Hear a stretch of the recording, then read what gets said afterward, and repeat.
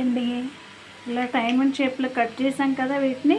ఇదిగో ఆయిల్ వేసేటప్పుడు ఇలా అతుక్కొని సుద్దలుగా ఒక్కొక్కటి వేయాలంటే లేట్ అయిపోతుంది. ఎలాగూ బాండీలు వేసేటప్పుడు అనేది చూడండి, నేను వేస్తున్నాను. కలిపి తీసుకొని వేసిన ఏం కాదు, ఇలా స్లోగా ఆయిల్లో వదలండి.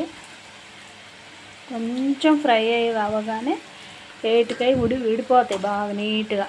ఏం కంగారు పడమాకండి. తెలియని వాళ్ళకి చెబుతున్నాం, వంటలు తెలియని వాళ్ళకి. తెలిసిన వాళ్ళకి ఈజీగా అర్థమైపోయింది ఆయిల్ లేకుండా నిడిపెట్టిపోతాయని.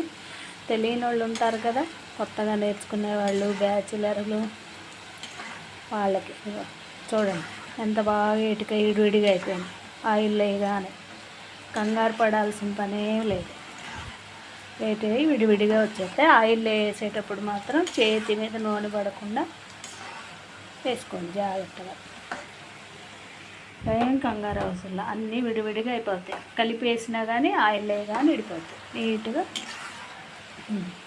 విడివిడిగా వేగుతుంది చూడండి.